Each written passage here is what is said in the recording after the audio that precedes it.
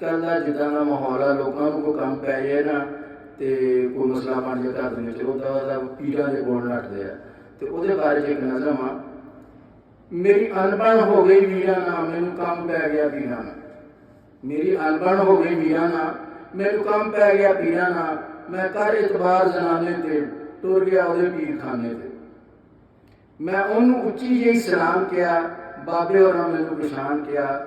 ਕਹਿੰਦਾ ਥੋੜਾ ਜਿਹਾ ਬੱਚਾ ਅੱਗੇ ਆ, ਮੇਰੇ ਹੱਥਾਂ ਵਿੱਚ ਹੱਥ ਪਾ। ਮੇਰਾ ਵੇਖ ਕੇ ਨਿਕਲਿਆ ਹਾਸਾ ਜੀ, ਮੇਰਾ ਵੇਖ ਕੇ ਨਿਕਲਿਆ ਹਾਸਾ ਜੀ। ਮੈਂ ਬਹਿ ਗਿਆ ਹੋ ਕਵਾਸਾ ਜੀ। ਉੱਥੇ ਵਿੱਚ ਭੰਡਾਰੇ ਚਾਹ ਸੀ, ਉੱਥੇ ਵਿੱਚ ਭੰਡਾਰੇ ਚਾਹ ਸੀ। ਬਾਬੇ ਦਾ ਪਿਸਤਲ ਸ਼ਾਹ ਸੀ। ਉੱਥੇ ਬੋਲੀ ਫਿਰ ਕਮਾਈ ਜੀ, ਮੈਂ ਦੂਰੋਂ ਚੱਲ ਕੇ ਆਈ ਜੀ। ਤਾਥੋਂ ਫੈਜ਼ ਪਾਏ ਨੇ ਲੱਖ ਜੀ, ਤੁਹਾਡੀ ਹਰਨੀ ਵਰਗੀ ਅੱਖ ਜੀ। ਤੁਹਾਡੀ ਸ਼ੇਰਾਂ ਵਰਗੀ ਚਾਲ ਜੀ, ਤੁਹਾਡੇ ਰੇਸ਼ਮ ਵਰਗੇ ਵਾਲ ਜੀ। ਮੇਰੇ ਕੋਲ ਹੈ ਇੱਕੋ ਬਾਲ ਜੀ, ਮੈਂ ਲੈ ਕੇ ਆਈ ਹਾਂ ਨਾਲ ਜੀ।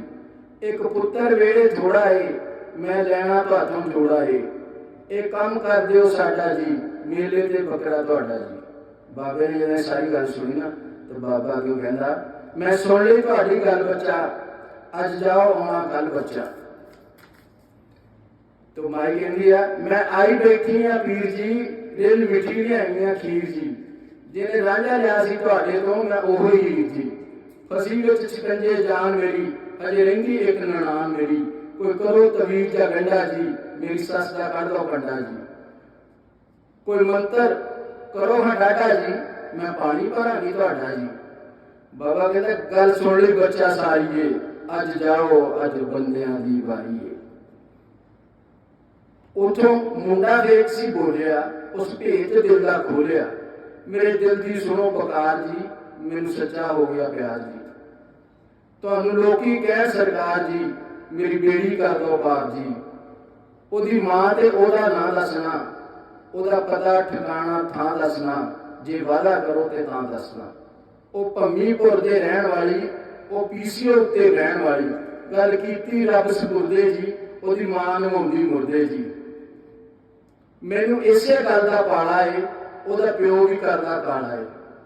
ਉਹ ਕਹਿੰਦਾ ਜੀ ਮੈਨੂੰ ਇਸ ਗੱਲ ਦਾ ਡਰ ਆ ਕਿ ਉਹਦਾ ਪਿਓ ਜਿਹੜਾ ਨਾ, ਉਹ ਵੀ ਕਾਲੇ ਨੂੰ ਕਰਦਾ ਵਾ। ਮੈਨੂੰ ਇਸੇ ਗੱਲ ਦਾ ਪਾਲਾ ਏ, ਉਹਦਾ ਪਿਓ ਵੀ ਕਰਦਾ ਕਾਲਾ ਏ। ਮੇਰੇ ਜੀਣ ਦਾ ਦੱਸ ਦਿਓ ਰਾਹ ਜੀ, ਉਹਦੇ ਪਿਓ ਨਾਲ ਪਿਸਤਲ ਸ਼ਾਹ ਜੀ। ਮੇਰਾ ਹੱਲ ਕਰੋ ਇਹ ਪਰਚਾ ਜੀ, ਮੈਂ ਮੇਲੇ ਤੇ ਲੰਮਾ ਕਰਾਂਗਾ ਖਰਚਾ ਜੀ। ਇਹਨੂੰ ਫੜ ਲਓ ਬੱਚਾ ਜਾਵੇ ਨਾ।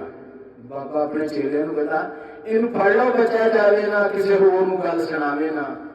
ਇਹਨੇ ਗੱਲ ਕੀਤੀ ਭਲਾ ਕੀ ਜੇ, ਜਿਹਦਾ ਨਾਂ ਲੈਂਦਾ ਉਹ ਮੇਰੀ ਧੀ ਜੇ।